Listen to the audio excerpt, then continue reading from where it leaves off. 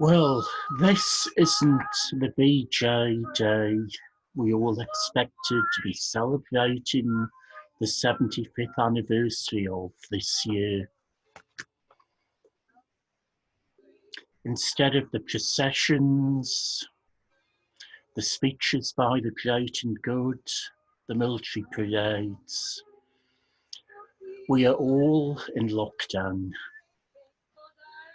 We're facing a different peril, disease, not the shadow of war. But I think even though the celebrations are truncated, the memorial is still there. And we are still celebrating 75 years of peace. But there are lessons for morale in these times from those 4 days when we celebrated the end of a world war. Then and now there is a need for some form of relaxation, a sense of return to normality.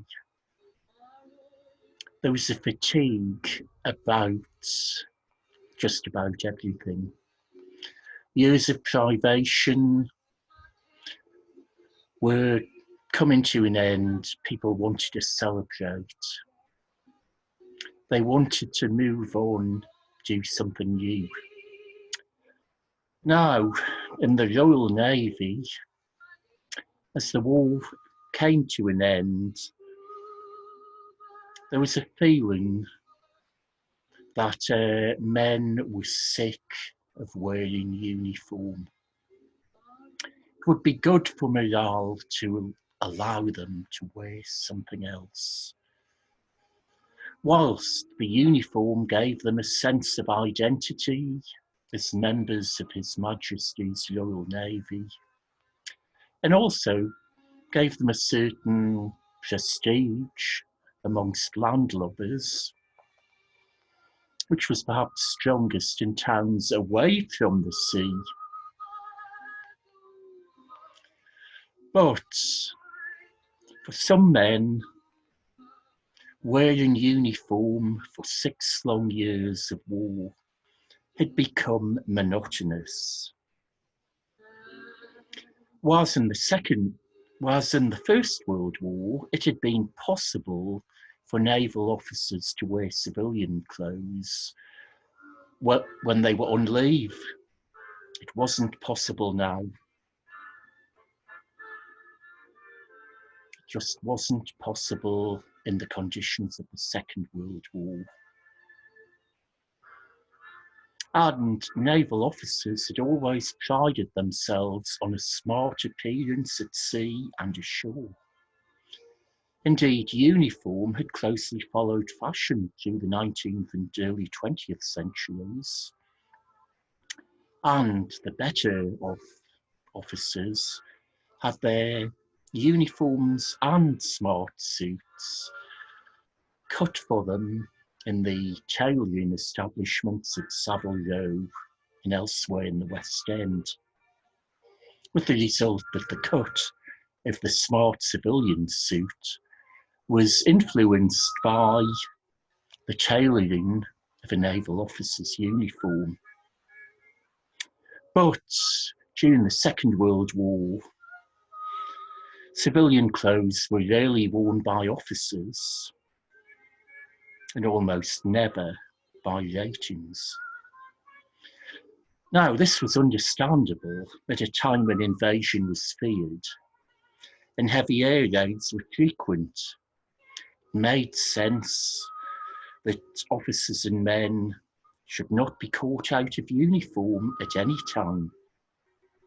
However, as the war went on, always wearing uniform became monotonous, and it was noted that officers and men and members of the WRNS are as proud now as ever of wearing His Majesty's uniform, but there are many, particularly those who've had no opportunity of taking part in games and other sporting opportunities, who have worn uniform all day and every day for 3 years and more. Now, being smartly dressed all the time did mean that opportunities for leisure were much less relaxing than they might have been. But it was also realised that wearing uniform all the time leads to an unconscious relaxation in the smartness of their dress and the correctness of their bearing. As a result of this, the Admiralty was prepared to relax the requirement for officers and for the ordinary seamen to wear uniform when on leave, although it remained insistent that uniform should be worn in all naval establishments, except during recreational opportunities.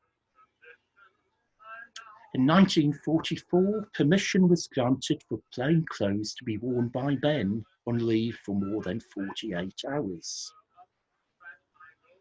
Officers were also expected to have a jacket and pair of flannels for recreational activities. Now, this was fine in theory, but in practice it was much more difficult. Rationed civilian clothing was not so easy to obtain unless a man was lucky enough to have kept his pre-war wardrobe in good condition.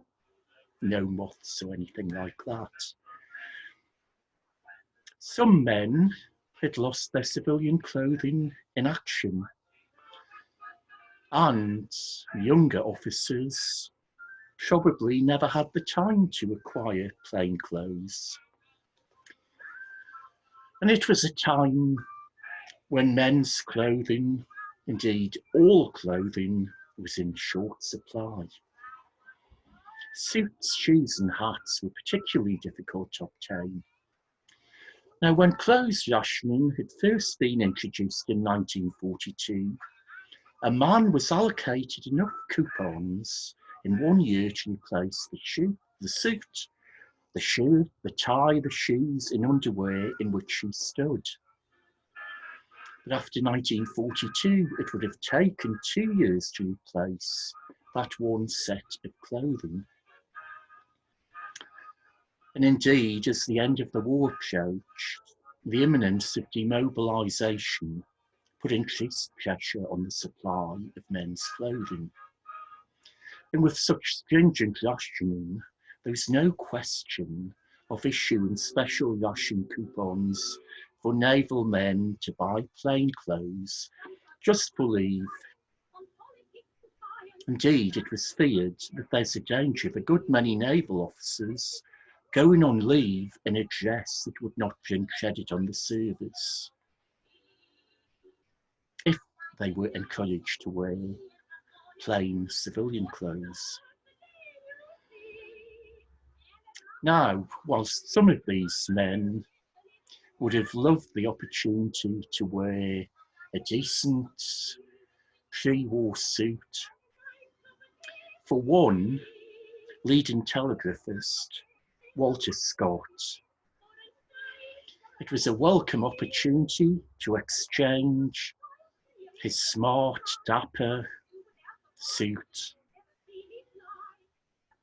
to be rekitted in the more utilitarian square rig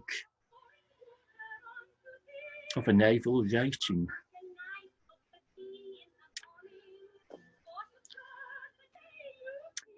Walter Scott was originally known as Marcel Gilles. He was a French naval rating who had changed his name and joined the Royal Navy after the fall of France in 1940. He was captured after the sinking of the cruiser Manchester in August 1942 and had been imprisoned as deserter once the Germans realised his true nationality. From there, he escaped to join the resistance in Dieppe, and there he came under the patronage of the local female leader of the French forces of the interior. As part of his cover, she had given him a 7,000 franc double-breasted suit and 3,000 franc shoes. And he had worked with the resistance. Well, this was expensive clothing, top quality suiting. But as soon as Dieppe was liberated, Shiel, or Walter Scott, as by now he was again known, was keen to rejoin the British Navy and to be recognised as a warrior wearing a uniform rather than continue to wage war undercover in the anonymity of civilian clothing. And for many men, indeed, the wearing of uniform on leave gave them an equally recognisable, easily noticed identity and status. They stood out as sailors when they were at home. And that had just as good an effect on individual morale as escaping briefly into civvies would have done. Now, very much the message from all of this is the need to keep up morale. And in time of lockdown, it's too easy to just wear the same things, to slob around. But perhaps sometimes there's a need for smartness, to wear something else, to remind oneself of that other world to which we belong, the world of work, the normal world. So perhaps this look at the way in which smart civilian clothing could affect morale in the Royal Navy during the Second World War offers us some lessons today. And it's a little thing like putting on a smart suit or whatever, which can really raise morale. Or in the case of Walter Scott, putting back on the uniform he had exchanged for his expensive suit. So let's celebrate the 75th anniversary of VA Day, raise a glass to it, and also give ourselves a sense of smartness and pride. And that's what it was all about. The morale that came from an end to monotony, to the enjoyment of some variety, and to just rising up to what people had been before and still were. Morale is the most important thing in times of stress.